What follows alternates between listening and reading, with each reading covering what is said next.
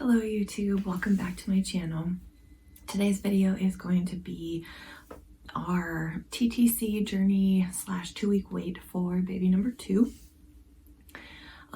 Since I did this for baby number 1 as well, I am going to try and keep this one as short and sweet as possible because not a ton changed between the two, but there were definitely some things worth noting. So I'll link the first one below, and that way when I reference it in this video, if you haven't seen that one, you can get some more details from that video. So I have some notes here and let's just get right into it. So we'll start with the TTC. We tried for 3 cycles, and I will just say the main differences between the 3. So the first cycle, we just tracked my LH. I didn't continue testing and I didn't save them. So I just kept taking, and when we got our first positive, that's when we baby danced. So yes, we were trying, but we didn't put as much effort in as we have for other cycles. So then the second cycle, I tracked and I saved the tests, and I will share that because I saved those. So I have a clip of that for the second and third cycles.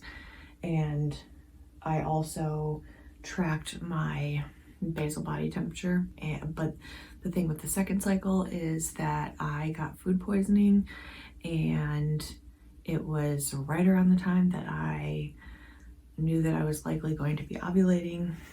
So I did still track the LH, but I did not track my basal body temperature during the time that I had the food poisoning because it's a wearable device at night, and I just wanted to be the most comfortable that I could at night. And it was the last thing that I felt like doing. So I did miss some, crucial temping time, but we were able to try just once during that cycle based on what we thought was the time that I was ovulating, which was like right when I finally started feeling better. So that was kind of a big thing for the second cycle, why I think that contributed to it not working out. And then the third cycle, I did everything the same, but obviously I was not sick, so I was able to track everything and not miss days. So the last thing I will say was that by the third cycle, around the time of implantation, I was no longer pumping or breastfeeding. And the reason that I think that played a part was because I actually did get pregnant back in October of 2021, but it turned into a chemical pregnancy, and I was very much still pumping and a little bit of breastfeeding. And from the research that I've done, and I'm not going to speak too much on it because I don't want to butcher any of the information, so if you want to know more, you can do your own research, but I think certain bodies react differently while they're breastfeeding or pumping, and there's certain chemicals that are being released when you're doing that, and it can interfere with implantation. So I do think, especially given that we were also not successful in the first and second cycles, and I was still pumping and breastfeeding during those cycles as well, that did play a part in the success of the implantation. So yeah, I do think that it definitely was a factor in being successful for the third cycle. So I definitely thought it was worth mentioning. So then the things that I wanted to mention that I was doing was that I was taking a probiotic to support cervical mucus and just reproductive health in general. I was obviously still taking prenatals because I continued taking prenatals while I was breastfeeding. So then when we started TTC, like I was, just continued to take prenatals. I was trying to eat foods that support reproductive health. That was also something that I was doing when we were TTC for baby number 1. So I talk a little bit more about that in that video. My husband was taking a probiotic and a multivitamin. I think that was more so in the second cycle. I think he was trying to remember to take it. I think by the third cycle, he was taking it on a much more regular basis. And I did acupuncture on the second and third cycle, and I was taking a homeopathic supplement called Calc Floor. I also mentioned this in the previous TTC video, that it essentially is just supposed to help support the lining of your uterus to make it more receptive to implantation. And then for the third cycle, I was also taking a vitamin D supplement. I think that covers everything that I wanted to say about our TTC.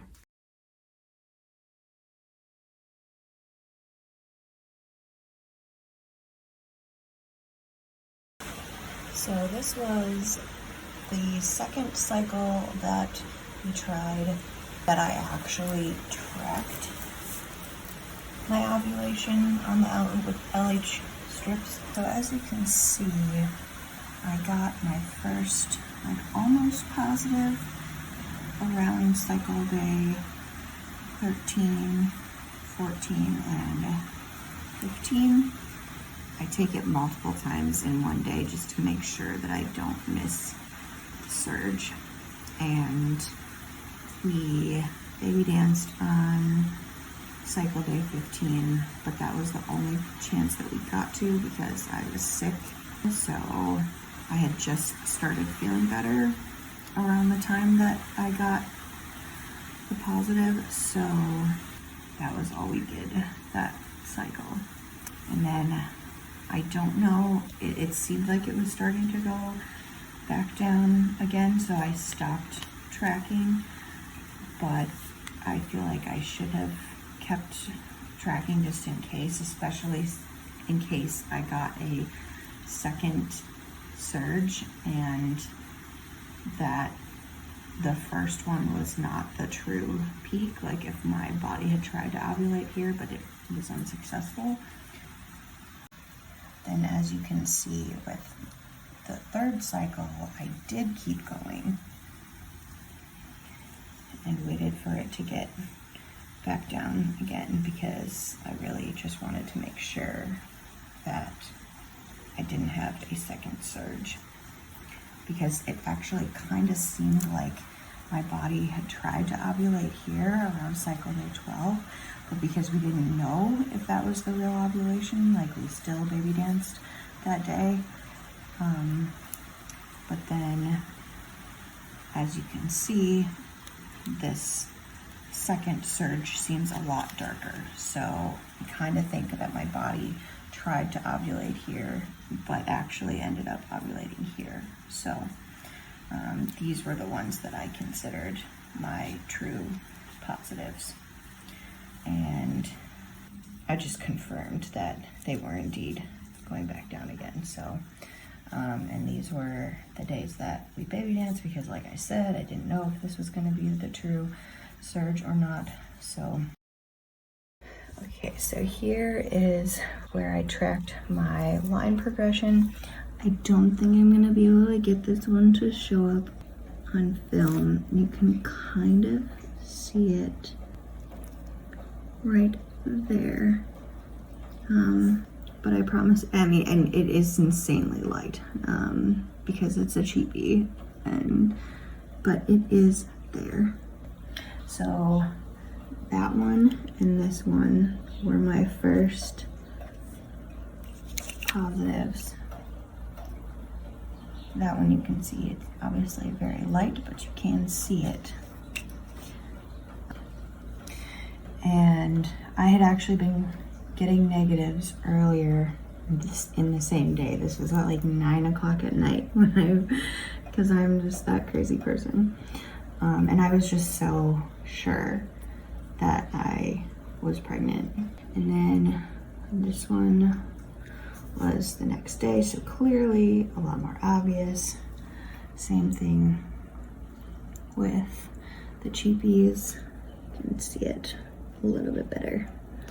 And then these ones are the rapid response ones because I had a few of those multi-packs that come with like the early response, the rapid response, and then the digital. So I took those and I had them separate because obviously it takes a different amount of HCG than the early response. So I didn't want to be comparing those with the rapid response. So, and as you can see, the line does get darker, and I kept testing because I wanted that dye stealer. And this one I think maybe kind of could be the first dye stealer, but it was just harder to tell because of how much thicker this line is than the control line. So I ended up taking one more just to be sure. I know it doesn't really mean much, but it is just kind of fun to get that dye stealer. And then I did the same with these. So you can see they definitely kept getting darker, and then I even got the dye stealer on the cheapie. So that's when I stopped testing with those. I just had so many, so I figured why not. So yeah, that is my line progression for this pregnancy.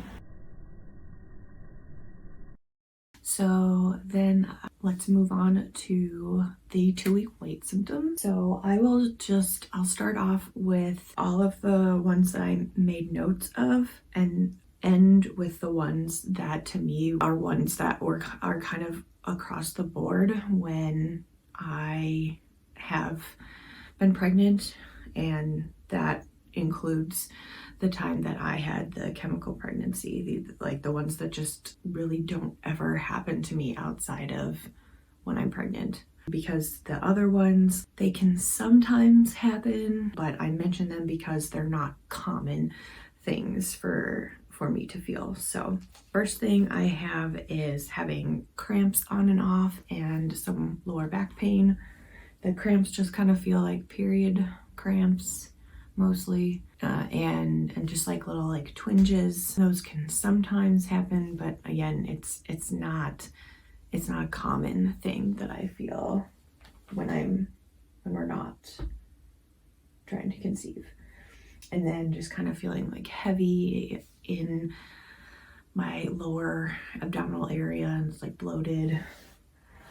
Another one was feeling really warm for a while and then suddenly cold. And then I also had small amounts of nausea. I also, this one is on here, and it was definitely like a difference for this particular pregnancy during the 2-week wait because it stood out.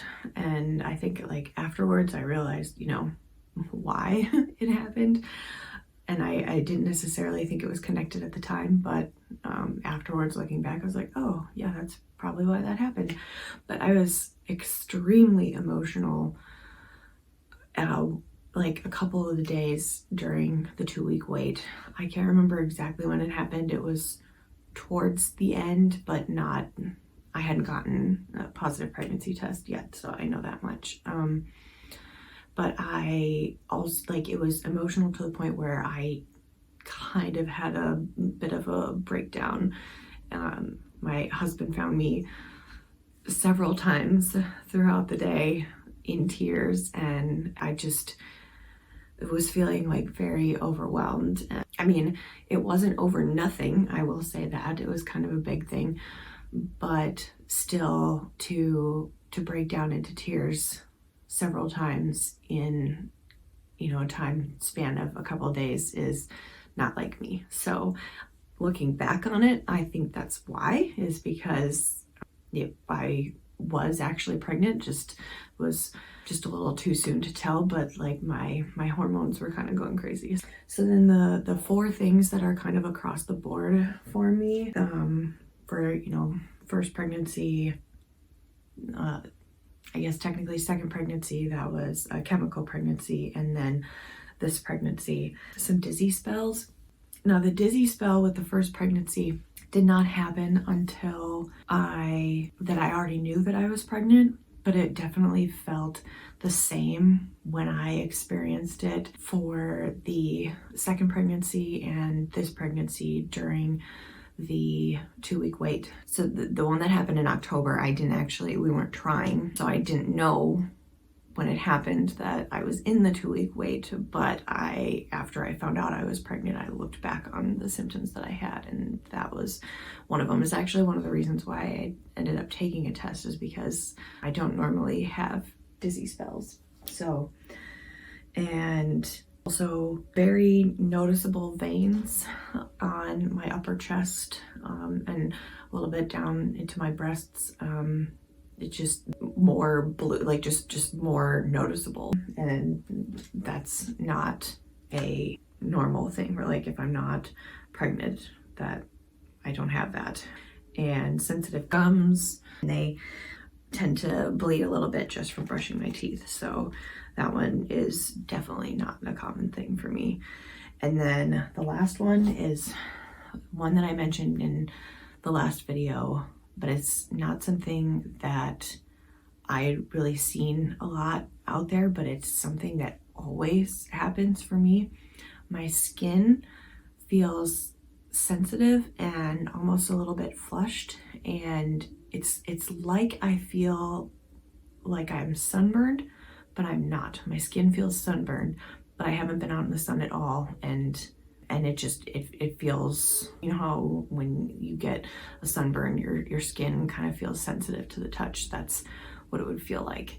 So, and that has happened with every time that I've been pregnant. So that's actually one of the reasons with the third cycle that we tried for this baby, that I felt like because I kept getting negative tests, because that was one thing, is that my basal body temperature and my LH strips didn't quite line up exactly, so I wasn't 100% sure how many DPO I was, and therefore when to start testing. And I don't like to start testing too early, because I don't want to be getting those like days of false negatives, but you also want to be able to start testing as soon as you're, you know, possibly able to get a positive, because it's so hard to wait. But that's why I kept testing, because I based on these symptoms and how I was feeling, I was just so sure